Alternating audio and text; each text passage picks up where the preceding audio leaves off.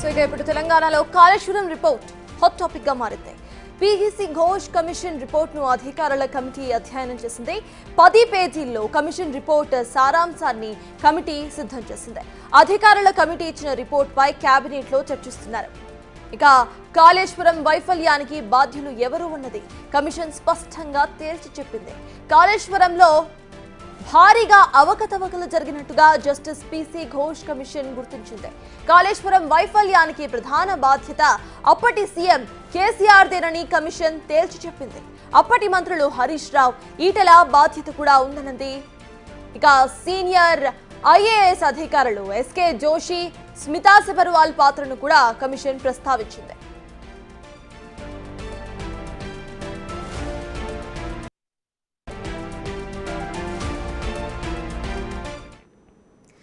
తెలంగాణలో కాళేశ్వరం రిపోర్ట్ ఇప్పుడు hot topic గా మారింది. రిపోర్ట్ కు సంబంధించిన పూర్తి updates my associate editor Ganesh అందించడానికి సిద్ధంగా ఉన్నారు. సిఎస్ గణేష్, చెప్పండి. ప్రెసెంట్ మనం చూస్తున్నాము ఈ రిపోర్ట్ లో కేసీఆర్ తప్పున్నట్టుగా అంటే పేర్లని ప్రస్తావించి కూడా చెప్పారు. ఎలా చూడాలంటారు? అసలు అప్డేట్స్ ఏంటి?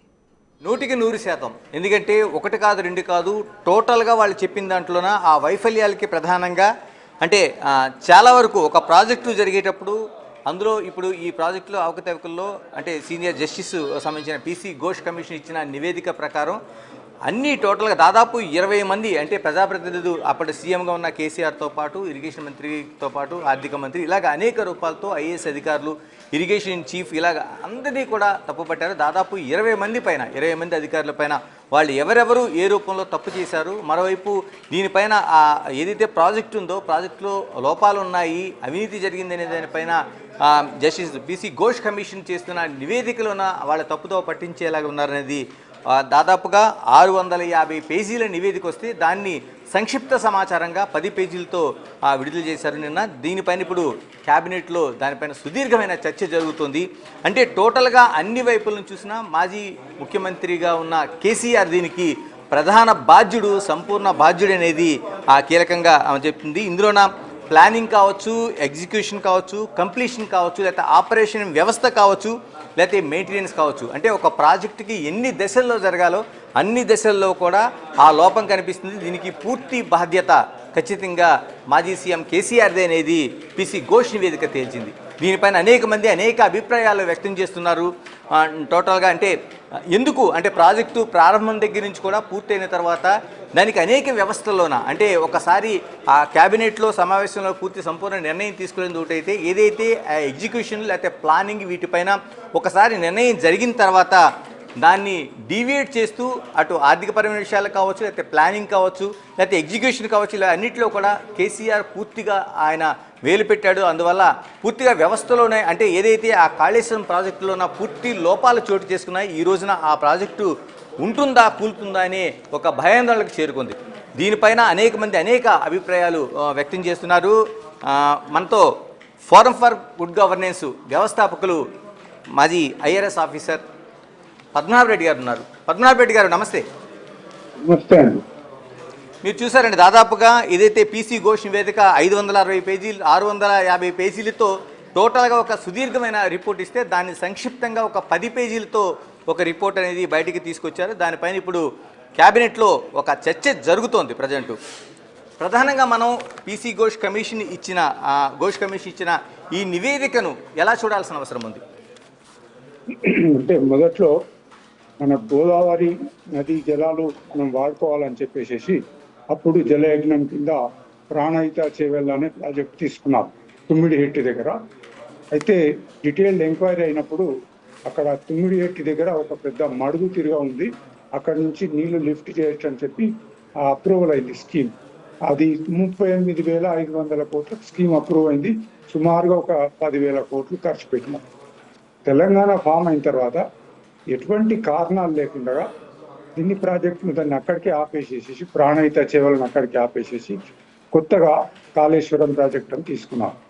సో అంతవరకు ఓకే అయినా కానీ ఈ యొక్క నిర్ణయం అన్నది అంటే డ్యామ్ ఎక్కడ కట్టాలా, ఏ విధంగా ఉండాలా, దాన్ని అంతా కూడా ఇంజనీర్లకు బదులుగా రాజకీయ నాయకులే తీసుకున్నట్టుగా కమిషన్ రిపోర్ట్లో ఉంది. ఇంతకుముందు కూడా చాలాసార్లు చెప్పినారు కమిషన్ ముందు ఏదైతే ఇంజనీర్స్ వాళ్ళ స్టేట్మెంట్స్ ఇచ్చినారో మాదేమీ లేదు, ఆ, గౌరవ ముఖ్యమంత్రి గారు ఎట్లా చెప్తే అట్లా చేసినామని ఏదో వాళ్ళ స్టేట్మెంట్స్ ఇచ్చినారు. ఇక్కడ ఏంటంటే ముఖ్యంగా ఇంత పెద్ద ప్రాజెక్ట్ తీసుకున్నప్పుడు అది టెక్నికల్గా వాళ్ళకు వదిలిపెట్టాలి, కానీ రాజకీయంగా నిర్ణయం తీసుకునే ప్రాజెక్ట్ కాదు ఇది.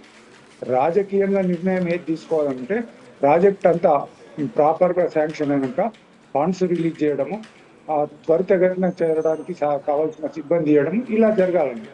అటువంటిది ఏం జరగలేదు. చిన్న చిన్న విషయానికి కూడా ముఖ్యమంత్రి యొక్క అనుమతి కోసమే వెళ్ళింది. చాలా సందర్భాల్లో ముఖ్యమంత్రి గారు రూల్స్ని పక్కకు పెట్టి అనుమతులు ఇచ్చినారని ఘోష్ కమిషన్ రిపోర్ట్లో ఉంది. ఇకపోతే సరిగా మెయింటెనెన్స్ కూడా సరిగా చేయలేదన్నది. ఇక మూడోది, కొన్ని పర్టికులర్ కంపెనీస్కే బిట్స్ బై బిట్స్ ఇచ్చినారు. టోటల్గా టర్న్కి అంటే ఈ ప్రాజెక్టు దీని కాస్ట్ ఇంత అని అనుకున్నా బిట్స్ బై బిట్స్ ఇచ్చినారు. మొదట్లో 38,500 కోట్ల ఉన్న ప్రాజెక్టు కేసీఆర్ గారు 2016లో ప్రధానమంత్రికి లెటర్ రాసినారు, ఈ ప్రాజెక్ట్ ఇట్లా ఉంది, ఇంత ఖర్చు అవుతుందని. దాంట్లో 71,000 చూపించినారు. తర్వాత రివైజ్ అనుకుంటా ఇవాళ అది 1,10,000 కోట్లకు వచ్చేసి ఆల్మోస్ట్, అంటే 38 నుంచి 1,10,000 కోట్లకు 3 ఇంతలు పెరిగింది. ఇది ఎటువంటి పరిస్థితిలో సమర్థనీయం కాదు. ఇంకొక సంగతి ఏంటంటే దీంట్ లోపల కరప్షన్ బాగైందని పెద్ద ఎత్తున పుకార్లు ఉన్నాయి. అయితే దాంట్లో పనిచేసే ఇంజనీర్స్ ఒక 3-4 మన ఏసీబీ వాళ్ళు పట్టుకుంటే 100 కోట్ల ఆస్తి దొరికింది. 100 కోట్ల రూపాయలది వాళ్ళ యొక్క ఆదాయానికి నుంచి ఆస్తి దొరికింది. అంటే ఇంజనీర్స్కి ఇంత అయితే మరి ఆదినాయకుడు ఎవరైతే డిసిషన్స్ తీసుకుంటాడో ఆయన ఎంత కరప్షన్ పాల్పడ్డాడో అన్న రూమర్స్ వెళ్తా ఉన్నాయి.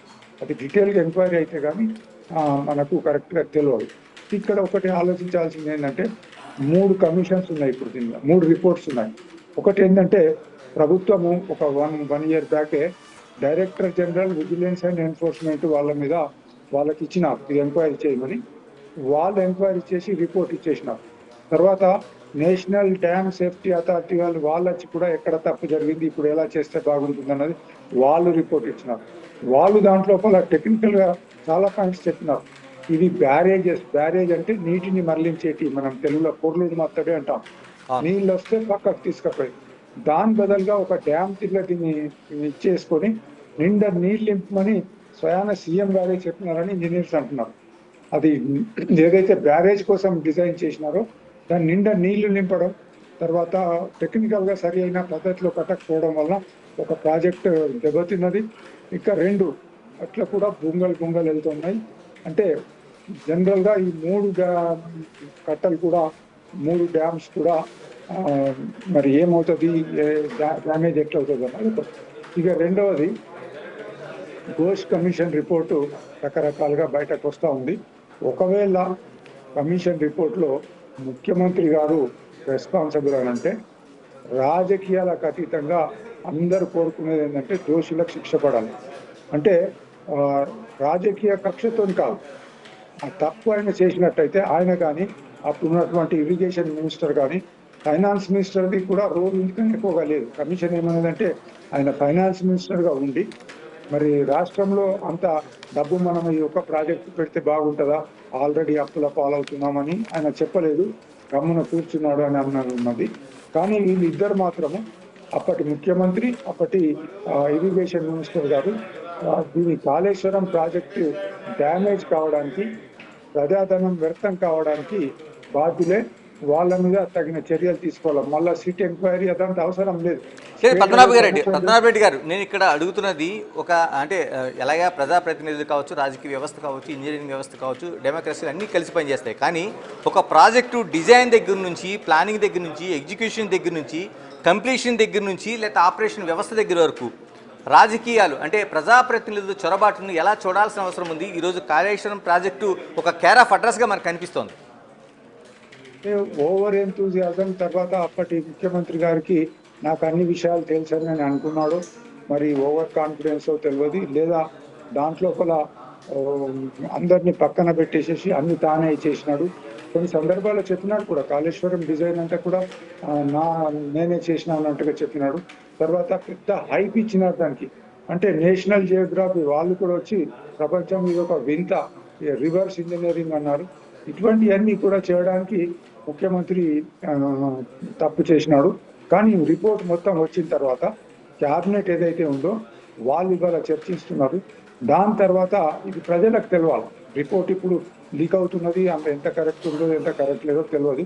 అసెంబ్లీలో పెడతామంటున్నారు. అసెంబ్లీలో పెట్టి చర్చించాలా. కానీ ఒకటి అంటే రాజకీయ కక్షను పక్కన పెట్టేసేసి తెలంగాణ రాష్ట్రానికి ఎంత నష్టమైంది, మళ్ళీ ఇలా జరగకుండా ఉండాలంటే దోషులను శిక్షించాల్సిన అవసరం ఎంతైనా ఉన్నది. కొన్ని వేలు లక్షలు కాదు, కోట్లు, వేల కోట్లు, లక్షల కోట్ల ప్రజాధనం దుర్వినియోగమైంది. రాష్ట్రం అప్పుల పాలైపోయింది. కాళేశ్వరంతో మరి ముందు దాన్ని రిపేర్ చేస్తే మరి బాగుంటుందా, పనికి వస్తుందా లేదా అన్నది కూడా ఒక పెద్ద సమస్యగా తయారైపోయింది. కాబట్టి దీన్ని అసెంబ్లీలో పెట్టినప్పుడు డీటెయిల్గా చర్చ జరగాల, పార్టీలకు అతీతంగా చర్చ జరగాల, రాజకీయ కక్షలతో కాకుండా తెలంగాణ రాష్ట్ర ప్రజల ఇంట్రెస్ట్ తీసుకొని అవసరం అనుకుంటే ప్రాసిక్యూట్ కూడా చేయాలనుకుంటే ప్రాసిక్యూట్ చేయాల్సిందే వాళ్ళు. ఇలాగ పద్మనాభరెడ్డి గారు 1,10,000 కోట్లకు పైగా నిధులు దుర్వినియోగం కావచ్చు, ఈ రోజున ప్రజలకు ఉపయోగపడకుండా అయిపోయిన పరిస్థితి అంతా కనిపిస్తుంది. ఎలాంటి శిక్షలు పడాలి? ఎందుకంటే ఈరోజు క్యాబినెట్ దీనిపైనే ఒక చర్చ జరుగుతుంది. మీరు చాలా వరకు ఫోరం ఫర్ గుడ్ గవర్నెన్స్, ఒక మంచి ప్రభుత్వ పాలన కావచ్చు, ప్రభుత్వం కావచ్చు ఉండాలని దానిపైన ఆలోచనపైన అనేక మీరు ఆర్టీఏలో ఆర్టీఏ ద్వారా మీరు అనేక ప్రశ్నలు వేశారు, దానికి ఆన్సర్ తెప్పించుకున్నారు, చాలా వరకు ప్రజల ముందు ఉంచారు. ఇప్పుడు ఇంత అతిపెద్ద కుంభకోణంగా కనిపిస్తున్న కాళేశ్వరం పైన ఎలాంటి చర్యలు ఉండాల్సిన అవసరం ఉంది? ఇప్పుడు కాళేశ్వరంది 2016లో ఎప్పుడైతే ఎస్టిమేట్స్ చేంజ్ అవుతున్నాయో మేము ప్రభుత్వాన్ని కోరినాం, ఇరిగేషన్ డిపార్ట్మెంట్, అయ్యా ఇది 38,000 కోట్లది చాలా పైకి పెరిగిపోతుంది, మీరు ఎక్కడది ఎవరికి తెలపడం లేదు, ఒక వైట్ పేపర్ పబ్లిష్ చేయండి. చేసే పని మంచిదే కావచ్చు, మేము దాన్ని తప్పుపట్టడం లేదు. కానీ ప్రజలకు తెలవాలి ఎందుకు మార్చినారు, సైట్ని ఎందుకు మార్చినారు, ఎవరు డిసిషన్ తీసుకున్నారు, ఎంత ఖర్చు అవుతుంది, దాంతో ఎంత లాభం పడుతుందని ఒక వైట్ పేపర్ ఇస్తే ప్రజలకు సంతోషం. ఎందుకంటే ప్రజల డబ్బు, రాజకీయ నాయకుల డబ్బు కాదు. వాళ్ళు ఒప్పుకోలేదు, ఇట్లా కుదరదు, మేము వైట్ పేపర్ ఇస్తే పనులకు ఆటంకం జరుగుతుంది అన్నారు. అది వితండవాదం. ఇట్లా కాదని చెప్పి మేము లోకాయుక్తలో ఫైల్ చేసినాం. మాకు వైట్ పేపర్ కావాలా, తెలంగాణ ప్రజలకు తెలియాలా ఇది ఏం జరుగుతుందో అని 2018లో వేస్తే దానికి కూడా పెద్దగా ఏం జవాబు ఇవ్వలే, కేసు అట్లాగే ఉండిపోయింది. అంటే ప్రభుత్వం మొదటి నుంచి కూడా గుప్తంగా ఉంచింది. రాత్రికి రాత్రి ఎస్టిమేట్స్ పెంచడం, ప్రయాణ 2017 లోపల ముఖ్యమంత్రి గారు 71,000 కోట్లు ఖర్చు అవుతున్నాము. మళ్ళీ దానికి 40,000 కోట్లు ఎక్కువైపోయి 1,10,000 కోట్లు ఖర్చు అవుతున్నామని ఇప్పుడు చెప్తా ఉన్నాను. ఇంత చేసినా పోనీ ఖర్చు అయిందచ్చు, ఏదైనా కరప్షన్ కూడా జరిగి ఉంటుంది, అది లాభం అవుతుందా అంటే అక్కడ పెద్ద సమస్య. ఎందుకు పనికి రాకుండా పోయినట్టయితే ఎవరు రెస్పాన్సిబుల్? దీంట్లోపల డీటెయిల్గా ఎంక్వైరీ చేసి దోషులకు మాత్రము, ఒకవేళ వాళ్ళు దోషులను తేలితే వాళ్ళకి శిక్ష పడాల్సిందే. దాని మీద ప్రభుత్వం సరి అయిన చర్య తీసుకోవాలి. పద్మనాభరెడ్డి గారు, ఇప్పుడు ఆల్రెడీ పీసీ ఘోష్ కమిషన్ దీనిపైన విచారణ జరిపింది, దాదాపు 650 పేజీల రిపోర్టును వెలువరించింది. దానిపైన ఒక క్షుణ్ణంగా ఉండే ఒక 10 పేజీల రిపోర్టు ఆల్రెడీ బయటికి వచ్చింది. ఇన్ని జరిగిన తర్వాత ఇప్పుడు మళ్ళీ క్యాబినెట్లో దీనిపైన ఒక చర్చ జరుగుతుంది. ఎందుకు క్యాబినెట్ దీనిపైన ఇంత ఒక సుదీర్ఘమైన రిపోర్ట్ వచ్చిన తర్వాత ఒక జస్టిస్ కమిషన్ నుంచి ఎందుకు చర్యలు తీసుకునే అవకాశం ఉందా లేదా? అంటే ఏ కమిషన్ రిపోర్ట్ అయినా కానీ క్యాబినెట్ అప్రూవ్ చేయాలి. ఆ కమిటీ రిపోర్ట్ను పెట్టి అదే ప్రకారంగా యాక్షన్ తీసుకోవడానికి లేదు. అది ప్రొసీజర్ త్రూఅవుట్ ఇండియాలో ఎక్కడైనా కానీ ఏ కమిషన్ రిపోర్ట్ అయినా మొదలు క్యాబినెట్లో చర్చ జరుగుతుంది. క్యాబినెట్ డిసైడ్ చేస్తుంది ఏం చేయాలని. ఇంకా ఇప్పుడు ఉన్న ప్రభుత్వం ఇంకొక అడుగు ముందుకేసి మేము అసెంబ్లీలో పెడతాము, చర్చ జరుగుతుంది, ప్రజలందరికీ తెలుస్తుంది అంటే అది మంచి పని. అసెంబ్లీలో పెట్టినప్పుడు ప్రజలందరికీ తెలవాల్సిన అవసరం ఉంది. కాబట్టి ఇంత పెద్ద తప్పు జరిగినప్పుడు తొందరపాటుతో చేస్తే ఏమవుతుంది అంటే చూసే వాళ్లకు రాజకీయ కక్షతోని మాజీ ముఖ్యమంత్రి కావచ్చు, మాజీ ఇరిగేషన్ మినిస్టర్ కావచ్చు, వాళ్ళ మీద చర్యలు తీసుకుంటున్నారన్న అపవాదు రావాలి. డీటెయిల్గా ప్రజలకు అంతా తెలిసినప్పుడు ప్రజలే డిమాండ్ చేస్తారు. మరి ఇది ప్రజాధనము 1,10,000 కోట్లు ఖర్చు అయింది, దీనికి ఎవరు బాధ్యులు, ఎందుకు మీరు యాక్షన్ తీసుకుంటలేరు అని ప్రజల నుంచే వస్తారు. కాబట్టి తొందరపడాల్సిన అవసరం లేదు. అంత రిపోర్ట్ మొన్న ఫస్ట్ నాడు వచ్చింది, ఇవాళ కూర్చుంటున్నారు. దీనికి ఒక కమిటీ వేసి పవర్ పాయింట్ ప్రజెంటేషన్ కూడా అంటున్నారు. మరి how far it is correct? Cabinet మొదలు డిసైడ్ చేసి నిర్ణయం తీసుకున్న తర్వాత ఫర్దర్ యాక్షన్ కోర్టులో వేయడమా, ఇంకేదైనా కేసు ఇచ్చేయడమా అది తీసుకుంటారు. అంత లోపల అసెంబ్లీలో కూడా పెడితే ప్రజలకు కూడా తెలుస్తుంది అన్నమాట. పద్మనాభ రెడ్డి గారు, ఇలాంటి రిపోర్ట్స్ వచ్చినప్పుడు ప్రభుత్వాలు ఎలాంటి చర్యలు తీసుకునే అవకాశం ఉంది? అంటే ఇప్పుడు క్యాబినెట్లో చర్చ జరుగుతుంది, కానీ ప్రభుత్వాలకి నిజంగా ఈ చర్చలతో కాలయాపన జరుగుతుందా? ఎలాంటి చర్యలు తీసుకునే అవకాశం అయితే ఉంది? అంటే ఇప్పుడు ఆ రిపోర్ట్ని బేస్ చేసుకొని క్లియర్గా తప్పు జరిగి ఉంటే తప్పకుండా అయితే ప్రాసిక్యూషన్ చేయడమా, ఒకటే ప్రాసిక్యూషన్, ఎందుకంటే క్లియర్గా మిస్అప్రోప్రియేషన్ జరిగింది, క్రిమినల్ దీంతో క్రిమినల్ ఇంటెన్షన్తో ప్రజలకు ప్రభుత్వానికి నష్టం జరిగింది. అధికారులు కూడా ఒక 20-30 మంది పేర్లు ఇస్తున్నారు అధికారులు. ఇంతకు మొదలు విజిలెన్స్ వాళ్ళు కూడా అధికారుల పేర్లు ఇచ్చినారు, వాళ్ళకి నోటీసులు కూడా ఇచ్చినారు. యాక్షన్ స్టార్ట్ కాలేదని కాదు, స్టార్ట్ అయింది. ఇప్పుడు మెయిన్గా రాజకీయ నాయకులు ఎవరైతే నిర్ణయం తీసుకునే వాళ్ళన్నారో వాళ్ళ మీద చర్య కావాలా. ఇంజనీర్స్కు విజిలెన్స్ అండ్ ఎన్ఫోర్స్మెంట్ వాళ్ళ రిపోర్ట్ ప్రకారంగా ఆల్రెడీ నోటీసులు ఇచ్చినట్టు పత్రికలలో కూడా వచ్చింది. సో ఇది పకడ్బందీగా చేయాలి. ఒకవేళ తప్పు జరిగి ఉంటే తప్పకుండా శిక్ష పడాల్సిందే. తప్పు జరగలేదనుకోండి, అదిగా మనం ఏం చేయలేము. శిక్ష అంటే ఎలాంటి శిక్ష పడాలి? అంటే దాదాపు 1,10,000 కోట్ల రూపాయలు దుర్వినియోగం చేశారు కాబట్టి ఆ డబ్బులు రికవరీ ఒకటే పరిష్కారమా, లేకపోతే ఇంకా ఎలాంటి శిక్షలు ఉండాలి?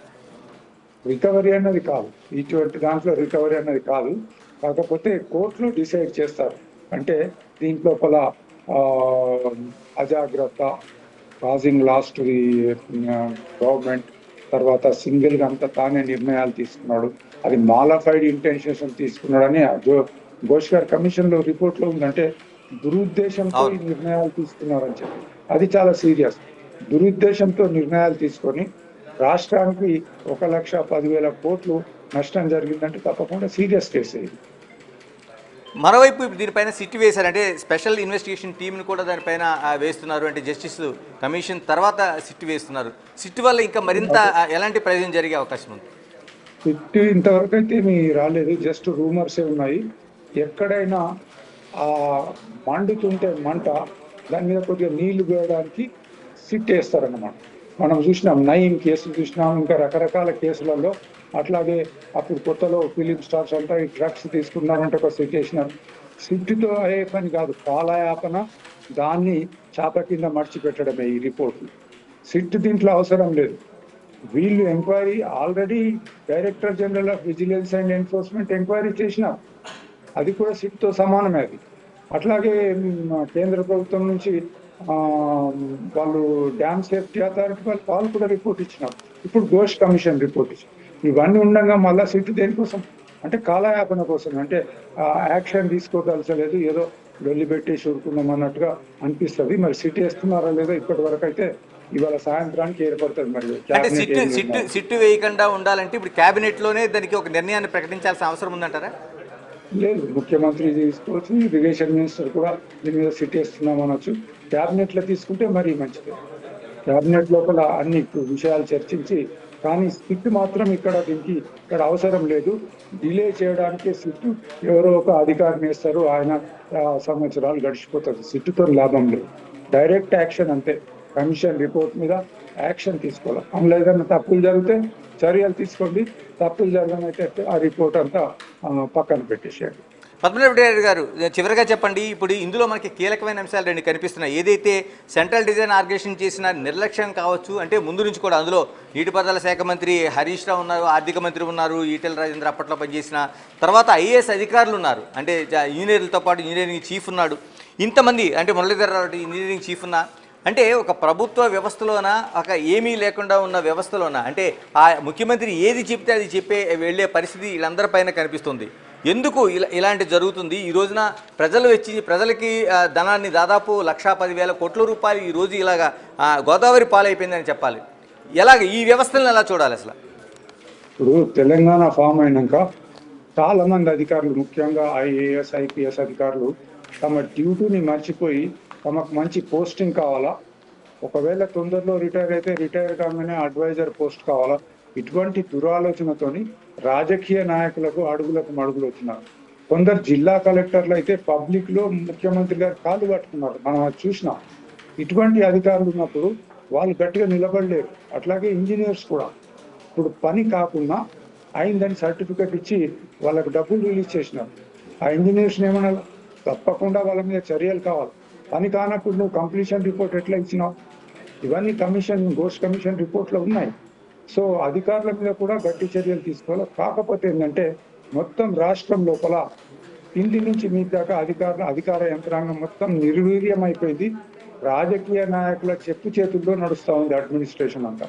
ఉదాహరణకు ఒక అసెంబ్లీ నియోజకవర్గంలో ఒక సబ్ ఇన్స్పెక్టర్ ట్రాన్స్ఫర్ కావాలంటే ఎమ్మెల్యే చెప్తే కానీ కాలేదు. ఎస్పీ చేతిలో ఏం లేదు. ఆ పరిస్థితికి వచ్చింది ఇప్పుడు. అంటే మొత్తం అధికార యంత్రాంగం అంతా స్థానికంగా ఉన్న రాజకీయ నాయకుల చేతిలో, మంత్రుల చేతిలో, ముఖ్యమంత్రి చేతిలో ఇమిడిపోయి ఉంది. గత 10 సంవత్సరాలు ఇలా జరిగింది. ఇప్పుడు కొద్దిగా ఇంప్రూవ్ అవుతుందేమో చూడాలి. కానీ నాకైతే పెద్దగా ఇప్పుడు కూడా ఇంప్రూవ్ అవుతుందని నేను అనుకోవడం లేదు. థ్యాంక్ యూ పద్మనాభ రెడ్డి గారు. ఇది టోటల్గా మనం చూస్తుంటే 1 కాదు 2 కాదు 1,10,000 కోట్ల రూపాయల ప్రజా నిధులు దుర్వినియోగం అయ్యే కాళేశ్వర రూపంలో దీన్ని నిధుల్ని రికవరీ చేయడమే కాదు, ఖచ్చితంగా అటు మాజీ ముఖ్యమంత్రిగా ప్రధాన సూత్రధారిగా ఉన్నది ఒక కుంభకోణంగా కనిపిస్తుంది. కాబట్టి అప్పట్లో పనిచేసిన మంత్రులు కావచ్చు, ఐఏఎస్ అధికారులు కావచ్చు, ఇంజనీర్లు కావచ్చు, వీళ్ళందరిపైన చట్టపరంగా చర్యలు ఉండాల్సిందనేది అనేక మంది నిపుణులు కావచ్చు, లేకపోతే ప్రజా ప్రయోజనాల ద్వారా ఆశిస్తున్న వాళ్ళు కావచ్చు, ఫర్ గుడ్ గవర్నెన్స్ కావచ్చు, వీళ్ళంతా దీన్ని డిమాండ్ చేస్తున్నారు. కాలయాపన లేకుండా రాజకీయాలకు అతీతంగా కాళేశ్వరంలో శిక్షలు పడాలనేది ఒక ప్రధానమైన కీలకమైన డిమాండ్గా కనిపిస్తోంది.